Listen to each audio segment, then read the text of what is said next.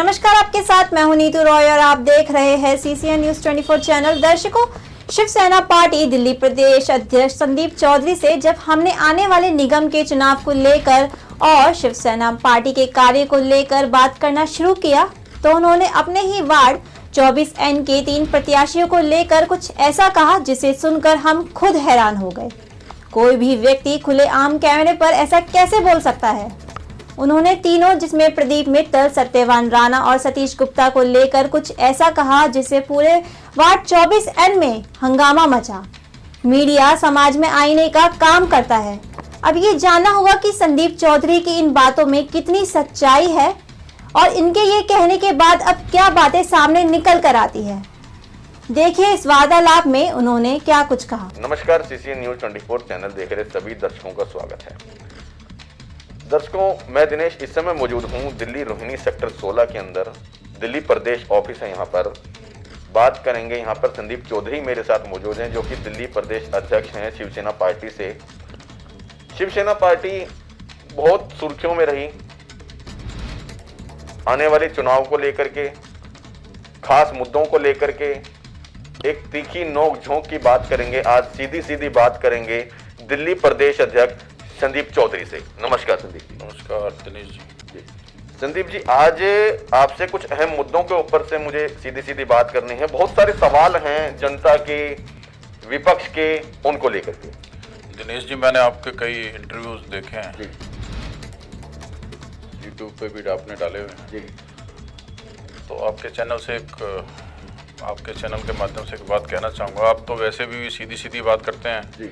बेबाकी से इंटरव्यू देते हैं, मुझे अच्छा लगता है। नहीं तो आजकल क्या है कि जिसके पास पत्रकार पहुंच जाते हैं उसी की फेवर की बात करते हैं। मैंने ज़्यादातर अभी देखा है जो आजकल यूट्यूब चैनल जो है।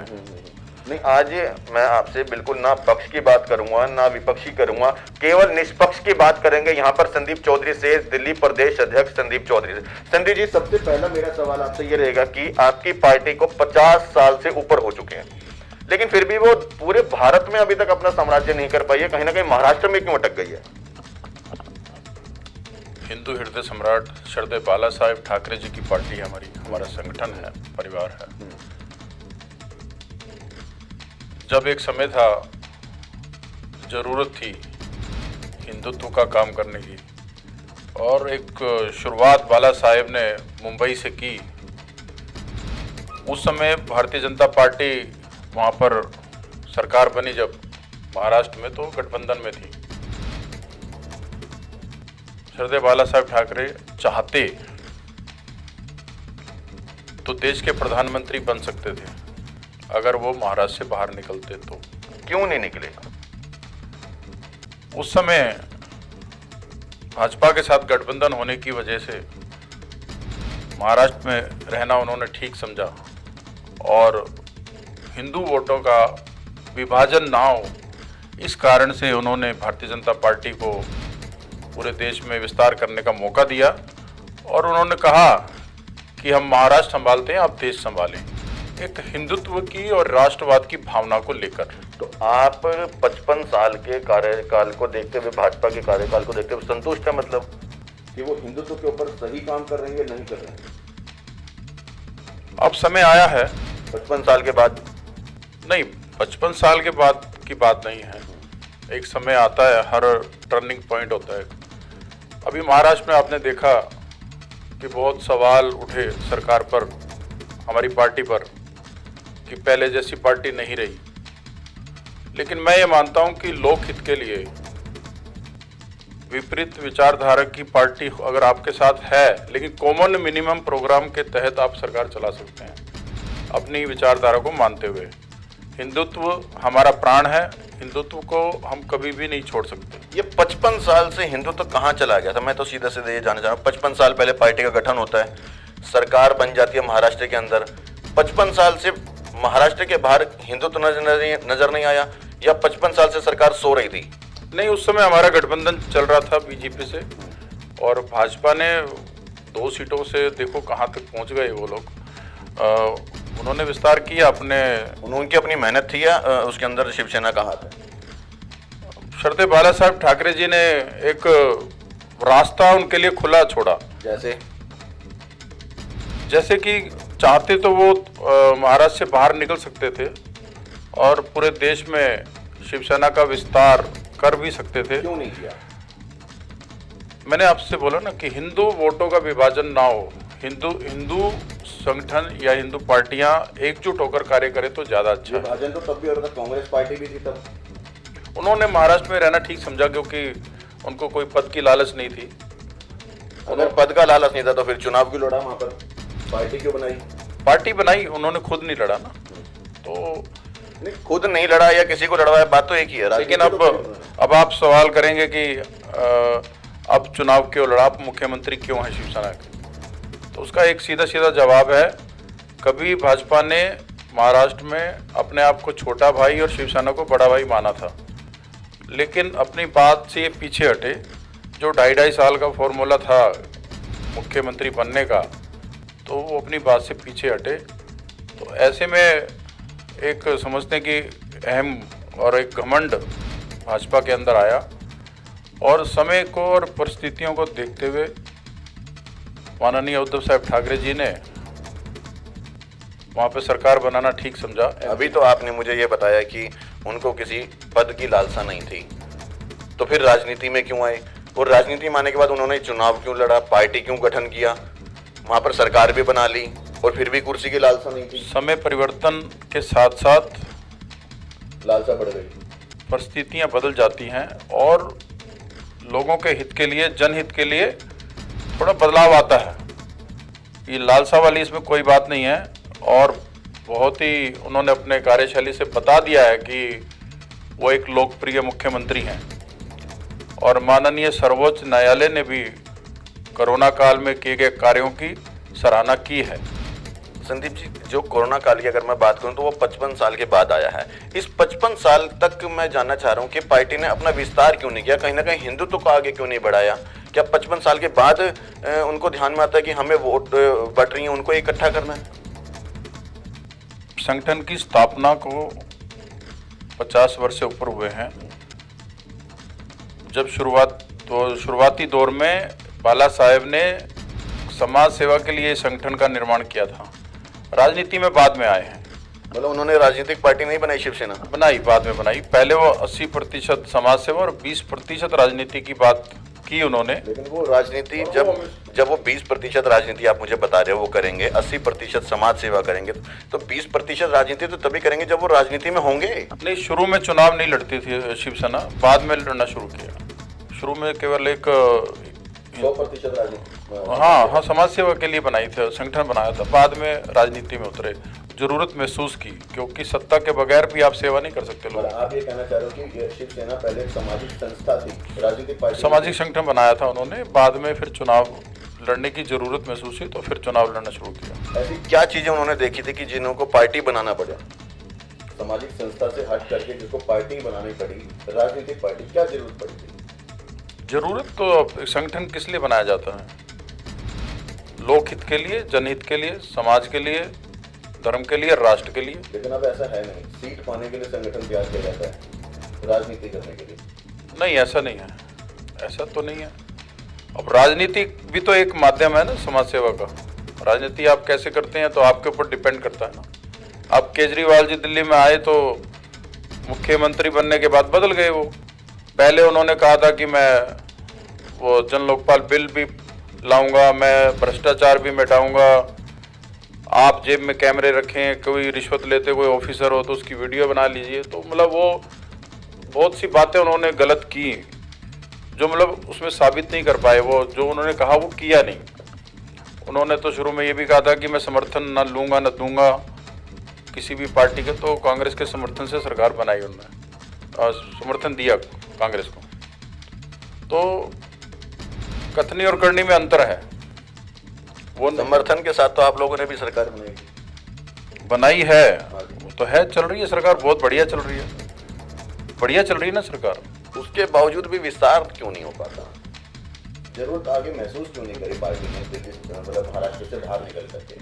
अब अभी हाल ही में हुए उपचुनाव में दादरा नगर हवेली से हमारे उम्मीदवार श्रीमती कमलाबेन डेलकर जी जीतकर आई हैं। आपको जानकारी होगी कि 50,000 से भी अधिक मतों से उन्होंने भाजपा के उम्मीदवार को हराया। तो अब ये पहली बार ऐसा हुआ है कि महाराष्ट्र से बाहर हमारे सांसद जीता है। इतने साल से क्यों नहीं जीत रहा था? पहले जरूरत नहीं महसूस की बाहर निकलने की। बाहर संगठन तो चल ही रहे थे पहले, लेकिन अब किया है ना एक्सपेरिमेंट, तो अब पूरे देश में विस्तार की ऐसी एक योजना बन सकती है। मतलब हम ये मान के चलें कि 50-55 सालों से शिवसेना पार्टी ये मान ले कि पूरे भारत के अंदर राजनीति बहुत अच्छी चल रही है, अन्य पार्टियां जो हैं राजनीति बहुत अच्छी कर रही हैं, इसलिए शिवसेना पार्टी शांत थी। अब उनको दोबारा महसूस होने लगा है कि भारत के अंदर हमारे को जरूरत है, ये मान लें। जब भी अब हिंदू हित की बात होती है ना, तो बाला साहेब को याद किया जाता है। सरदेव बाला साहेब को हिंदू हृदय सम्राट कहा जाता है। तो उन्होंने कुछ ऐसे कार्य किए, उन्होंने मैसेज पूरे देश को दिया, इसीलिए आज उनको हमेशा याद किया जाएगा। वो अमर है हमारे बीच में, उनकी विचारधारा अमर है। दूसरी चीज मैं ये जानना चाहूंगा, कहीं ना कहीं पार्टी के ऊपर ये आरोप लगते आ रहे हैं शुरू से कि ये गुंडों की पार्टी है, ऐसा क्यों? काम करने का तरीका गुंडागर्दी जैसा है? नहीं, गुंडा तो लोगों ने कहा। एक अच्छे कार्य के लिए अगर गुंडा भी बनना पड़े, ऐसा कहते थे कि अगर आप समाज के हित के लिए, किसी महिला की सुरक्षा के लिए आपको गुंडा भी बनना पड़े तो आप बने, कोई दिक्कत नहीं। अपने अधिकारों की रक्षा के लिए गुंडा भी बनना पड़े तो करें, तो वही विचारधारा है इसी। तो इसका मतलब अभी जो यहाँ के जो विधायक हैं महेंद्र गोयल, जिन्होंने निगम पार्षद के सदन के अंदर जो थप्पड़ मारा है अपनी मर्यादा को बचाते हुए, या जो उनके ऊपर जो आरोप लगाया जाता है उसको बचाते हुए, तो वो ठीक है? उन पे आरोप लगाया है, उनकी सरकार पे आरोप लगाया है कि गली गली मोहल्ले मोहल्ले ये शराब की दुकानें नहीं होनी चाहिए। तो इससे उनको परेशान नहीं होना चाहिए, बात सुननी चाहिए। वहाँ पे वो गलत हैं, आम आदमी पार्टी के विधायक वहाँ पर गलत हैं, तो विरोध तो किया जाएगा ना। अगर कोई नीति गलत है तो उसका विरोध किया जाएगा। तो शिवसेना ने ऐसे कौन से काम किए थे जिसकी वजह से उनको गुंडा, बदमाशों की पार्टी? काम करने का तरीका है। ऐसा कौन सा तरीका है? लोगों ने भगवान माना है, आज भी भगवान मानते हैं। सरदेव बाला साहेब को भगवान का दर्जा है। भगवान तो नहीं है, लेकिन भगवान का दर्जा बोला मैंने आपको। तो कहने वाले कहेंगे, उनका क्या कह सकते हैं, पूरा देश मानता है उनको। क्या पूरा देश मानता है उनको? क्या मानता है? हिंदुत्व का रक्षक मानता है, हिंदू विचारधारा का पक्षधर मानता है, राष्ट्रवाद, देशभक्त। ऐसे नेता भविष्य में पता नहीं आएंगे कि नहीं आएंगे, इस तरह के नेता। अभी तक तो बाला साहेब का मुकाबला कोई भी नहीं कर सकता, अभी तक आप अगर इतिहास देखें। अभी मैं आपका पर्चा पढ़ रहा था जिसके अंदर आपने शिवसेना पार्टी को लेकर के बड़े कार्यों को उसमें अंकित किया है। जैसे राम मंदिर की आपने बात करी, 370 की बात करी, तो कहीं पे भी शिवसेना पार्टी ने अपने प्रयास नहीं किया उन चीज़ों में लाने के लिए। राम मंदिर भी बना, कहीं ना कहीं बीजेपी ने, मोदी जी ने कहा था कि हम राम मंदिर बनाएंगे, राम मंदिर बना, 370 हटाएंगे, वो हटी। शिवसेना पार्टी शांत क्यों रही, जबकि उनके अगर ये विचार थे तो? धारा 370 हटाने की मांग बाला साहेब ने ही की थी। किससे?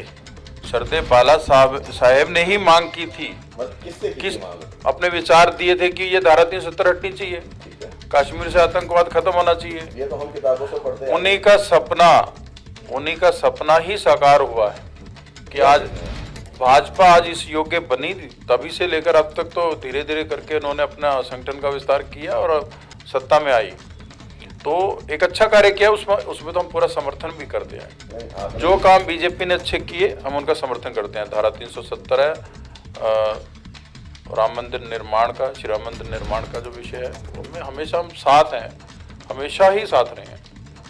और हमने बिल्कुल, जब बाबरी मस्जिद का जब ढांचा ढाया गया था तो जिम्मेवारी बाला साहेब ने ली थी, सरदेव बाला साहब ने ली थी। तो अगर आप कहते हैं हम बीजेपी के साथ हैं, सपोर्ट में हैं, तो ये मान के चलें कि दिल्ली के अंदर अभी निगम के जो चुनाव आने वाले हैं तो उसको लेकर के बीजेपी और आपके अंदर दोनों में गठबंधन होने वाला है?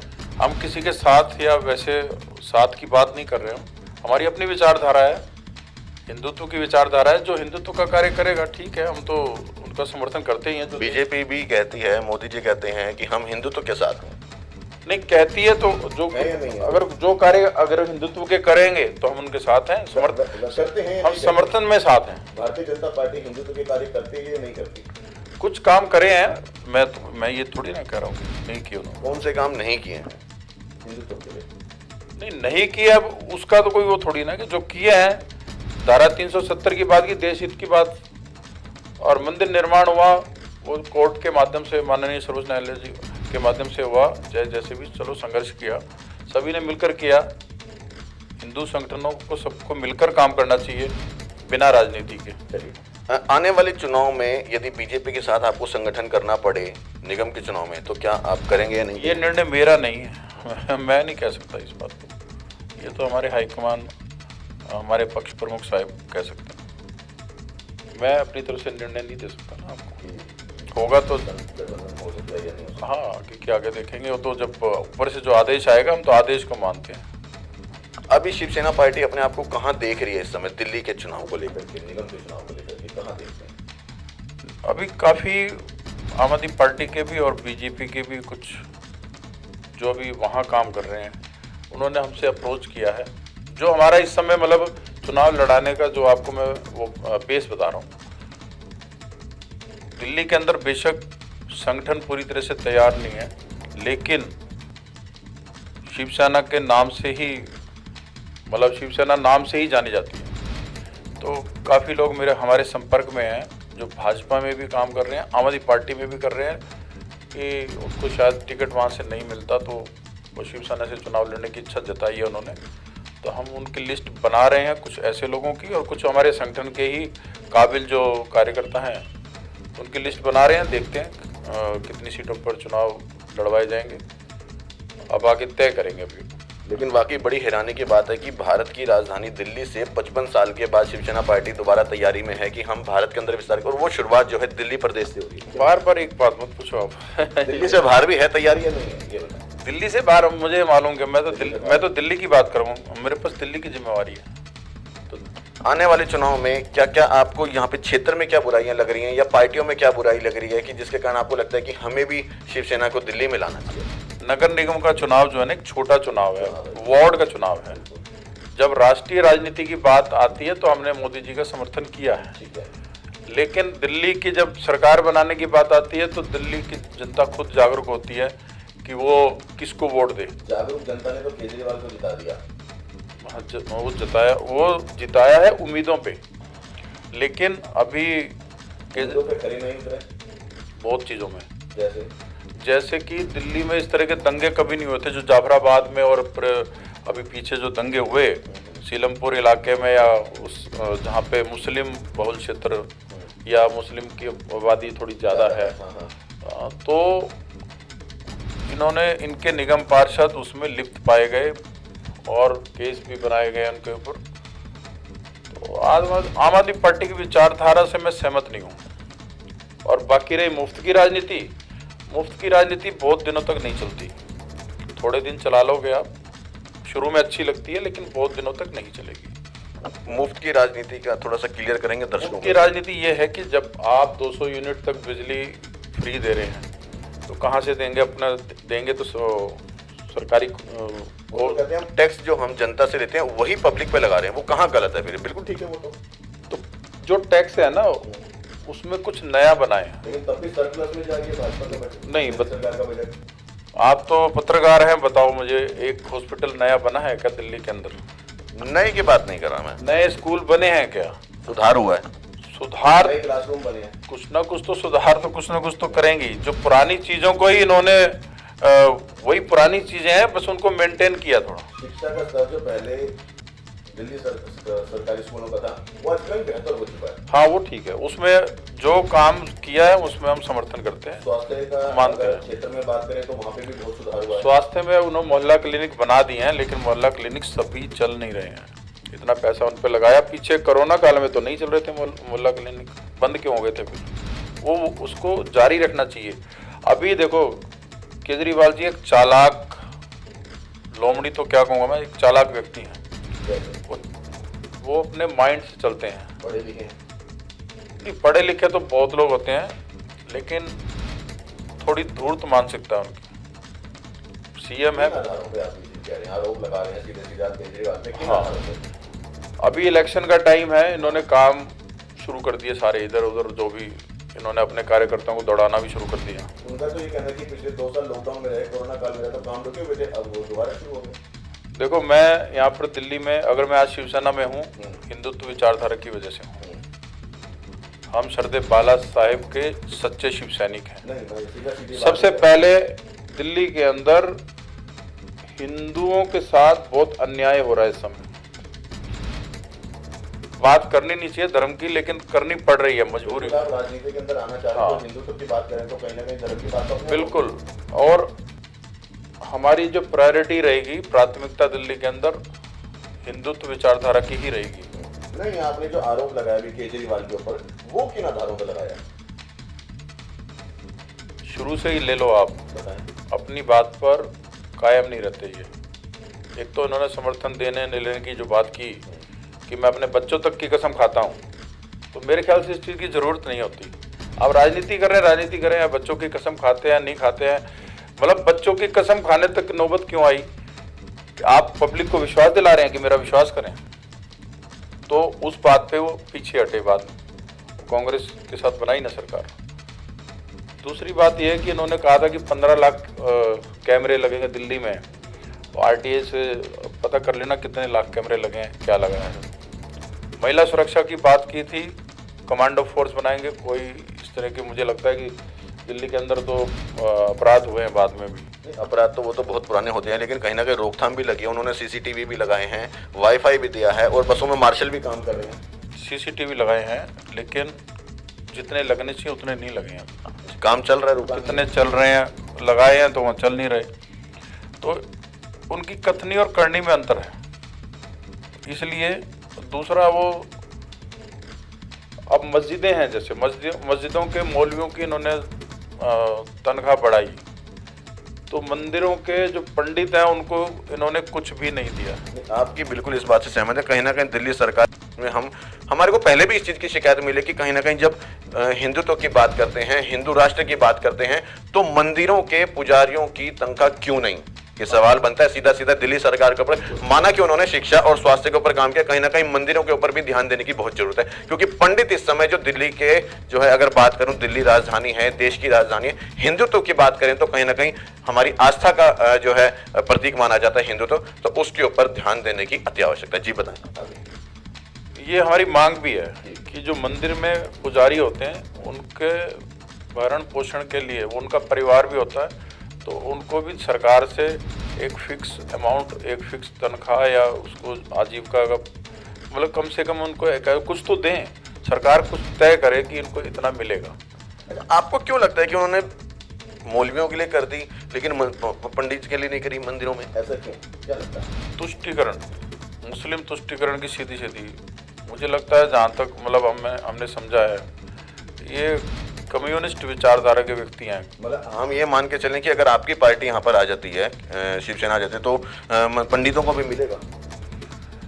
ये केजरीवाल जी, मुझे तो ये लगता है कि ये हिंदू धर्म को तो मानते ही नहीं है। या किसी को भी नहीं मिलेगा? किनको? अगर मैं कहता हूँ दिल्ली में आपकी पार्टी आ जाती है, केजरीवाल जो है शिवसेना पार्टी अगर आ जाती है, तो मंदिरों में भी पंडितों को मिलेगा या किसी को नहीं मिलेगा? आएगी तब जरूर देंगे दोनों को, पंडितों को, और क्या। दोनों को मिलेगा। वो जो चल रहा है उसको देखें, कंपेयर तो करेंगे ना। जो चल रहा है वो तो चल ही रहा है, तो मंदिर के पुजारियों का भी ख्याल रखेंगे मेरे। चलिए, अगर बात करें, अभी अब बिजली की यूनिट की बात चल रही थी, 200 यूनिट की, तो वो बंद हो जाएंगी या वो मिलेंगी अगर आपकी पार्टी आती है तो? नहीं, देखो, जो योजना एक बार शुरू हो जाती है उसको बंद करने में थोड़ा सा मुश्किल होती है। वो गलत हो या सही हो? नहीं, गलत तो उसमें देखा जाएगा, कुछ और बेनिफिट दिए जाएंगे, पब्लिक को समझाया जाएगा कि ये फ्री वाली चीज़ बंद होनी चाहिए। लेकिन बिजली की जो दरें हैं वो जरूर कम की जानी मतलब चाहिए। आपको नहीं लगता कि अगर शिवसेना पार्टी दिल्ली में आ जाती है और वो जो है 200 यूनिट बंद कर देती है तो पब्लिक खिलाफ हो जाएगी? नहीं नहीं, खिलाफ नहीं होना चाहिए, उनको समझाना चाहिए भाई देखो 200 यूनिट फ्री मत लो आप, लेकिन बिजली की दरों को कम कर दो। पानी भी बंद कर देंगे जो 700 लीटर केजरीवाल सरकार मुफ्त दे रही है वो। देखो मुफ्त कोई भी चीज अच्छी नहीं होती मेरे ख्याल आप सब कुछ मुफ्त वाली चीजें बंद कर देंगे? से। मुफ्त वाली चीजों को उसके रेट कम कर देने चाहिए। मतलब हम यही मान के चले उनकी कीमत होगी कम कर देंगे लेकिन मुफ्त नहीं देंगे कोई। अगर दिक्कत आ रही है विकास में, मान लो राज्य का विकास नहीं हो पा रहा, फंड्स कम पड़ रहे हैं, तो मुफ्त वाली चीज को बंद किया जा सकता है, कोई ऐसी बात नहीं है उसमें। महिलाओं को जो इस समय यात्रा जो फ्री में हो रही है वो जारी रहेगी या वो? महिलाओं को यात्रा ठीक है, महिलाओं के लिए यात्रा तो कोई दिक्कत नहीं है। अभी वो 60 साल के ऊपर के बुजुर्गों को तीर्थ यात्रा पे लेके जा रहे हैं, वो भी अच्छा काम है, कोई दिक्कत नहीं है। वो तीर्थ यात्रा भी कोई देखो अच्छा है, वो काम ठीक है, उसमें कोई बुराई नहीं है। तो दर्शकों यहाँ पर देखो सीधी सीधी जब हम बात कर रहे हैं तो कहीं ना कहीं जो दिल्ली सरकार की जितनी भी नीतियां हैं पॉलिसियां हैं उनकी भी उन्होंने जो है सहमति करी है, उनके पक्ष में है। और जो बीजेपी सरकार ने जितनी भी जो राष्ट्र को लेकर या बात करें नेशनल जो है मुद्दों के ऊपर जितनी बात करें, यदि बात करें 370 को लेकर के, राम मंदिर निर्माण को लेकर के, 3 तलाक को लेकर के, कहीं ना कहीं ये बीजेपी के जो है सपोर्ट में भी है। बात करेंगे आने वाले निगम के चुनाव में यदि शिवसेना पार्टी दिल्ली के अंदर आ जाती है तो किस किस तरह के जो है कार्यों के ऊपर मेन विषय ध्यान रहेगा? मैंने आपको अभी बताया था कि नगर निगम का चुनाव जो है ना एक छोटा चुनाव है, एक घरेलू चुनाव होता है एक तरह से। मान लो अब हमारा वार्ड है तो हमारे 2 ही सेक्टर है, सेक्टर 16, सेक्टर 17 में 2 ही सेक्टर। क्या कमियां आप देखते हैं तो यही वार्ड में बता दीजिए मुझे कि जिसमें आपको लगता है कि आप काम करें। इसमें मैं ये समझता हूँ कि लोगों को पार्टी ना देख के कैंडिडेट देखना चाहिए, मैं ये मानता हूँ, मेरा अपना निजी विचार है।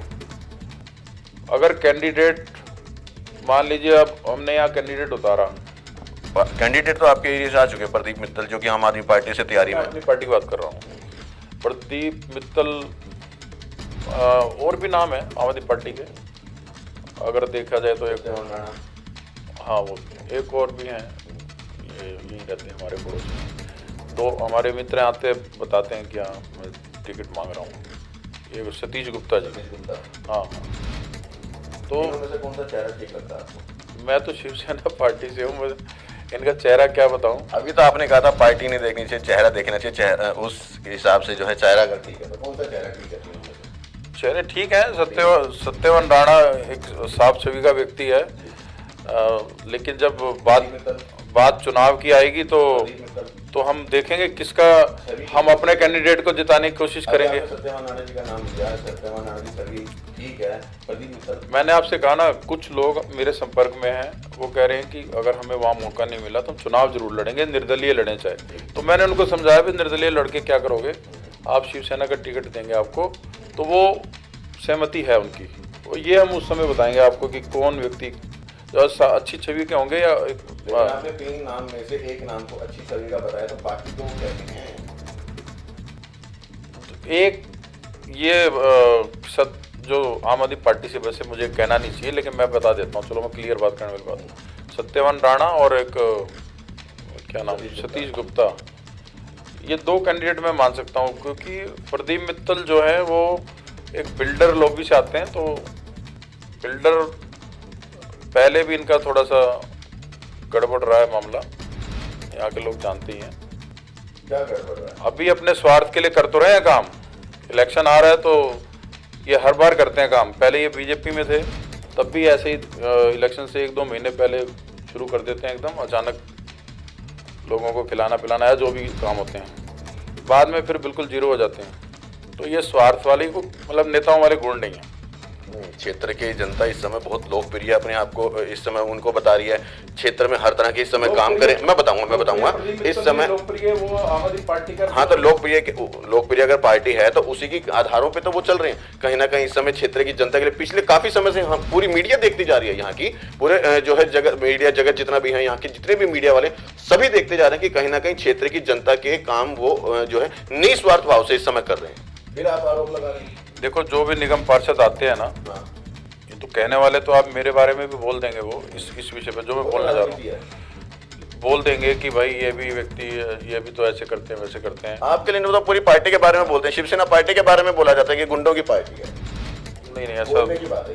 तो जो बिल्डर लॉबी से आएगा ना, जो निगम पार्षद पहले भी विनोद मेंद्रू जी हैं, ठीक है चलो उनको तो एक नए मतलब बाई चांस मौका मिला उनको, वो कभी मैं भी भाजपा में था तो तब मेरे साथ थी। वो इस काबिल हैं या नहीं है वैसे? नहीं काबिल वो ठीक है, अपना कार्यकाल पूरा हो गया, उनके बारे में टिप्पणी करने को फायदा नहीं। अब आगे की आगे देखते हैं। हमारा प्रयास रहेगा इस क्षेत्र को एक अच्छा निगम पार्षद मिले, चाहे वो किसी भी पार्टी से हो। अगर मेरी पार्टी से, हमारी पार्टी से, शिवसेना से भी अगर कोई अच्छा व्यक्ति नहीं होगा तो शायद हम चुनाव भी नहीं लड़वाएंगे। चलिए संदीप जी, मैं सीधा सीधा एक और बात जानना चाहूंगा कि अभी दिल्ली के अंदर निगम के चुनाव आ रहे हैं, क्षेत्र में बहुत सारी अनाधिकृत बिल्डिंगें तैयार की होती हैं जो कि निगम के हाथ में होती हैं, उनको बनाना या रुकवाना। वो बिल्डिंगें बनेंगी या नहीं बनेंगी, पहली चीज। दूसरा, अगर वो बनेंगी तो ऐसे ही बनेंगी रिश्वत लेकर के या बिना रिश्वत? उसी विषय में कह रहा हूँ मैं, निगम पार्षद का सीधा सीधा कनेक्शन होता है ये जो अनऑथराइज कंस्ट्रक्शन से जुड़ा हुआ होता है। अब इसमें देखो ऊपर से लेकर नीचे तक सिस्टम, अब बनाने वाला भी चाहता है कि मेरा मकान बने, तो इसलिए हम उसमें गलत टिप्पणी नहीं करेंगे किसी के ऊपर। अभी कोई जैसे एमसीडी वालों को पता है कि ये इस मकान को मान लो जोड़ा बनता है या छज्जे वज्जे निकाले जाते हैं कि उसको बनाए बिना उसका गुजारा नहीं है, के बिना मतलब नहीं गुजारा। ये तो एक सामाजिक एक वो हो गया, चलो भाई किसी का परिवार बड़ा है तो प्लॉट छोटा है तो थोड़ा उसको बढ़ा के बनाएंगे तो थोड़ा अच्छा गुजारा हो जाएगा, कोई दिक्कत नहीं है। किसी का घर बसता हो तो कोई बुराई नहीं है इसमें। लेकिन इस चीज का फायदा, गलत फायदा एमसीडी भरपूर उठाती है। मतलब हम ये मान लें कि आपकी पार्टी अगर आपकी आ जाती है, शिवसेना पार्टी आ जाती है, तो वो पैसा नहीं लेगी। पैसा लेना ना देना इस पे हम कभी वो टिप्पणी कर नहीं सकते। बात तो वही है ना, हमारे पास कोई प्रमाण थोड़ी ना कौन क्या ले रहा है। हमारे पास आरोप तो लगते आते हैं निगम पार्षद के ऊपर कि क्या नाम है, पैसे ले रहे हैं अनऑथराइज्ड बिल्डिंग। पार्षद जब आता है ना, उसके पास कुछ नहीं होता, और वो जब वो जाता है ना लास्ट में, जब 5 साल हो जाते हैं, आप उसका स्टाइल भी चेंज हो जाता है, वो उसका घर बिल्डिंग भी तैयार हो जाती हैं, और रहन सहन से पता लग जाता है भैया किस तरह से पैसा कमाया हुआ माल। और सीधी सीधी बात है, निगम पार्षद का मतलब सीधा सीधा पैसा कमाने से। यहाँ दिल्ली के अंदर तो मैं ये मान के चलता हूँ। और फिर आप भी तैयारी में उसी दलदल में फंसना चाह रहे हो? नहीं, मैं इस तरह का मतलब इसके पक्ष में नहीं हूँ बिल्कुल। हाँ, बिल्डिंग बनने देंगे नहीं बनने देंगे आप? नहीं, बिल्डिंग बनने देंगे नहीं बनने देंगे, बनने देंगे, लेकिन एमसीडी वालों को पैसा नहीं खाने देंगे। मुझे एमसीडी वालों से थोड़े ज्यादा ही परेशानी रहती है कि मैं तो कह रहा हूँ जब निगम में अगर आपकी सरकार बन जाती है, दिल्ली में पूरी आपकी सरकार बन जाती है, तो बनने देंगे, कोई दिक्कत नहीं है। लोगों के ये जो इतनी मोटी मोटी जो रिश्वत चलती है ना, कम लेंगे। देखो मैं सीधी सीधी बात करूंगा, मैं तो सीधा ही भाई जितनी रिश्वत लेते हैं इतनी बनती नहीं है इनकी, थोड़ा बहुत मुझे क्या मालूम। तो ये इस तरह का देखो ये सवाल आपको नहीं करना चाहिए, उसके अंदर सारे इन्वॉल्व। सवाल तो कुछ भी पूछ सकते हैं हम, आप जवाब दो उसका, आपका अपना अभी आप प्रदीप मित्तल या किसी और से पूछने जाओगे ना, क्या चीज, तो वो कहेगा संदीप चौधरी भी पैसे लेता है, तो और जबकि मैं किसी पद पे नहीं बैठा। ठीक है, वो अलग चीज है। तो जब तक आप पद पे नहीं हो तब तक आपको लगाना तो वो अलग चीज है। अगर हम किसी कार्यक्रम की पर्ची काट जाते हैं या कोई सहयोग राशि ले लेते हैं समाज के कार्य के लिए भी, तो हमें बदनाम करते हैं। मैं तो सीधा ये, लेकिन निगम पार्षद से लेके एमएलए की मंथली जाती है, बिल्कुल जाती है, तो जाती है, कोई इसमें किंतु परंतु नहीं है। तो ये जारी रहेगी या नहीं रहेगी? और यहाँ से जीत जाते हैं एरिया का जेई से लेके पुलिस वाले से लेकर सबके पास पैसा जाता है, तब जाके एक बिल्डिंग तैयार होती है। तो संदीप जी मैं ये पूछ रहा हूँ, आपके वार्ड से मेरी बात सुनो, तो ये वो भी छोड़ दो, चलो जाता है या नहीं जाता उसको भी छोड़ दो। ये जो निगम पार्षद बनते हैं ना, ये मोनोपोली तैयार कर लेते हैं। जैसे अगर देखो ठीक सा व्यक्ति होगा, आएगा अपना, ठीक है, अपने 5 साल लोगों की सेवा करेगा, थोड़ा बहुत चलो आटे में नमक करेगा, चला जाएगा। लेकिन इस तरह के जो एक स्पेशल लोग होते हैं ना, जो जिनका धंधा यही है कि दूसरे की बिल्डिंग तोड़वा और अपनी बना। लेकिन आपने सीधा सीधा तक ये जवाब नहीं दिया कि शिवसेना पार्टी पैसे लेगी या नहीं लेगी अपने वार्ड में अगर बिल्डिंग तैयार होगी? नहीं लेगी। नहीं लेगी। क्यों लेगी पैसे? हमने कहा कि पैसे लेंगे। बहुत बड़ी बात है दिल्ली वासियों, खास करके जो है रोहिणी सेक्टर 15 और 16 के निवासियों के लिए। यदि शिवसेना पार्टी आज, ठीक है, इन्होंने इंटरव्यू में बताया कि अगर शिवसेना पार्टी यहां पर आ जाती है और उनकी सरकार बनती है तो आपकी बिल्डिंग बनेगी भी और पैसा नहीं जाएगा। अभी जो मोटी मोटी रिश्वत जाती है ना आपके मकान बनने पर, वो नहीं जाएगा। बिल्डिंग बनेगी। लोगों का हित होगा, लोगों के हक में हम कोई दिक्कत नहीं है हमारे। लेकिन जो बिल्डर लॉबी है ना, उसमें कुछ लोग ऐसे हैं जो आधी तो राजनीति करते हैं और आधा बिल्डर का काम करते हैं। अब जैसे मैं अपनी बात बताऊं, मैं चुनाव लड़ने का पक्ष में नहीं हूं, खुद भी मैं अपना कैंडिडेट खड़ा करूंगा। मैं कोशिश करूंगा कि यार ठीक सा व्यक्ति आ जाए जिसको एक क्षेत्र में एक अच्छा निगम पार्षद मिल जाए। अभी चुनाव को लेकर के 6 महीने रह गए हैं लगभग, अगर बात करें तो अभी कोई चेहरा है सामने या नहीं है? चेहरे हैं, कई चेहरे, मैंने आपको बताया ना, दूसरी पार्टियों से भी लोग आ रहे हैं। तो उसमें हमारा प्लान यही है कि देखो जो चर्चित चेहरे हैं ना, जैसे मान लो पहले से अगर जिसका मन बना हुआ है तो वो कई महीनों से काम कर रहे हैं, कहीं ना कहीं समाज में दिखते हैं। अब हम एकदम बिल्कुल ही एक नया आदमी खड़ा कर दें तो उससे अच्छा तो ये रहेगा कि दूसरे पार्टी के लोगों का भी स्वागत है हमारी पार्टी में। उन चर्चित में से कौन सा चेहरा मतलब अच्छा है वो देखेंगे आप? वो दबंग है, हाँ, हर चीज हर तरह से जो हमें अच्छा लगेगा, जो हमारी पार्टी के में अनुशासित होकर कार्य कर सके, हम ऐसे व्यक्ति को ही टिकट देंगे। लेकिन मैंने आपको फिर कहा है, ये निगम का चुनाव है, पार्टी को मत देखो, व्यक्ति अच्छा है तो किसी भी पार्टी को कोई, और हो सकता है हम किसी और पार्टी के व्यक्ति को समर्थन भी दे दें, हो सकता है हम किसी निर्दलीय को भी समर्थन दे दें। लेकिन ये है कि अच्छा व्यक्ति, मतलब निगम पार्षद एक बढ़िया एक मुखिया सा होता है परिवार का, तो मैं चाहता हूँ कि एक सही व्यक्ति सामने आए तो मुझे खुशी होगी। बाकी किसी की मैं आलोचना नहीं करूँगा, आपको जो बताई मैंने सच्चाई बताई है। दर्शकों, मैं आपको एक चीज और बता दूं, हमारा प्रयास रहता है कि हर क्षेत्र में उस प्रतिनिधि के पास जाया जाए जो समाज के हित में, फिर चाहे वो राजनीति के द्वारा हो या सामाजिक द्वारा हो। राजनीति की अगर सामाजिक हित में कोई भी व्यक्ति विशेष अपना चेहरा सामने लाता है तो उससे हम सीधी बात करें, और जो भी बात आपके सवाल हैं, जनता के जो सवाल हैं या जनता जो सीधे सीधे जानना चाहती है, हम उसको बिना किसी पक्ष और विपक्ष के सीधा निष्पक्ष बात करें। हमने वही यहाँ पर कोशिश की। हालांकि हर एक मीडिया का, हर एक पत्रकार का यही काम होना चाहिए कि ताकि वो कोई भी पक्ष और विपक्ष की बात ना करके सीधा निष्पक्ष बात करे, ताकि जनता को दूध का दूध और पानी का पानी मिल सके। इन्हीं शब्दों के साथ मैं दिनेश, कैमरामैन नीतू के साथ CCN न्यूज़ दिल्ली।